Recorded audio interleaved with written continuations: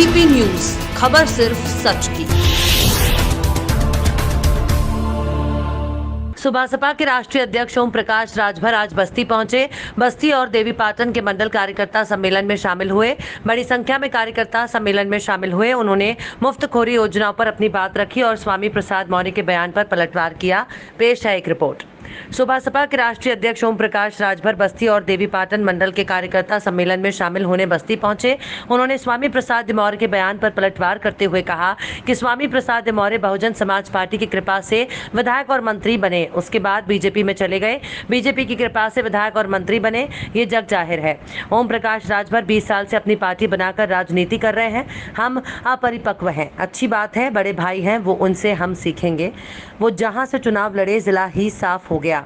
हम गाजीपुर से चुनाव लड़े, पूरा जिला जीत लिए। दोनों लोगों में तय कर लें परिपक्व कौन है और अपरिपक्व कौन है। ओपी राजभर जब बीजेपी में थे तो पूर्वांचल में बीजेपी बड़े पैमाने पर चुनाव जीती। हमने बीजेपी का साथ छोड़ दिया। पूर्वांचल के 4 जिले में खाता नहीं खुला। इस तरह से हमने रिजल्ट दिया। सपा का कांग्रेस से गठबंधन था, 47 सीट मिली। ओम प्रकाश राजभर और जयंत चौधरी से गठबंधन हुआ तो 125 सीट मिली। स्वामी प्रसाद मौर्य जी को एहसास होना चाहिए, जब तक मैं सपा में नहीं गया था तब तक वो भी बीजेपी छोड़कर सपा में नहीं आए थे। जब ओपी राजभर ने माहौल बनाया तो उसी दिन से सपा लड़ाई में खड़ी हुई। उनको लगा कि सरकार बन रही है तो उधर से छोड़कर इधर चले आए। राजनीति स्वामी प्रसाद मौर्य जी कह रहे हैं कि आप अपरिपक्वता की राजनीति कर रहे हैं, ऐसा क्यों? देखिए, बहुजन समाज पार्टी की कृपा से विधायक मंत्री बने, ये जग जाहिर है।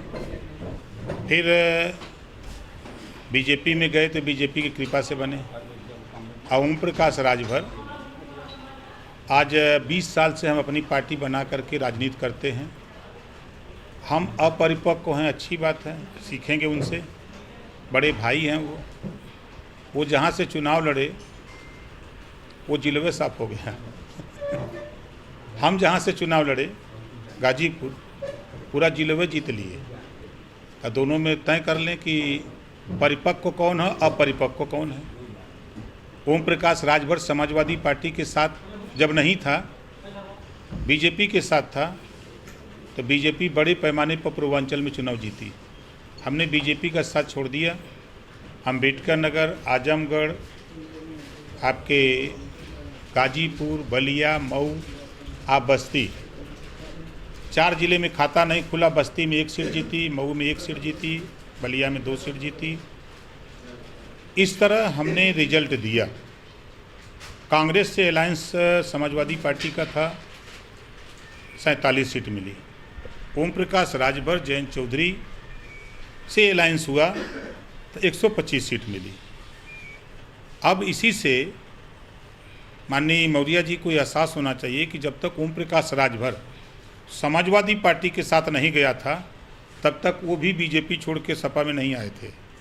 जब ओम प्रकाश राजभर ने माहौल बनाया, मऊ के हल्दरपुर में जब रैली किया, उसी दिन से समाजवादी पार्टी लड़ाई में खड़ी हुई।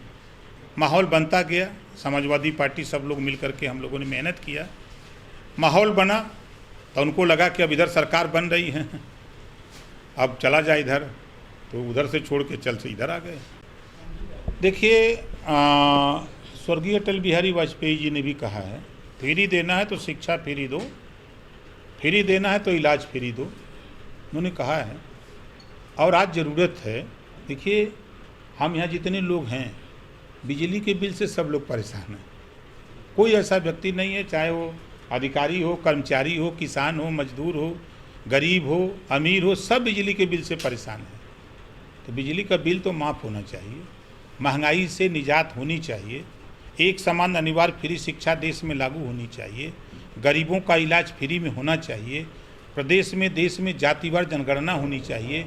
आज आप बस्ती मंडल में, हम बस्ती ज़िले में हैं, आज जातियों की अगर गिनती पूछा जाए तो कोई जाति का एक्यूरेट गिनती नहीं है, सरकारी आंकड़ा। तो इसकी गिनती हो जाए, जिसकी जितनी संख्या भारी उसकी उतनी हिस्सेदारी। तो फ्री में क्या करा बटाई, जब सबके बराबर हिस्सा मिल जाएगी तो कौन जरूरत बा।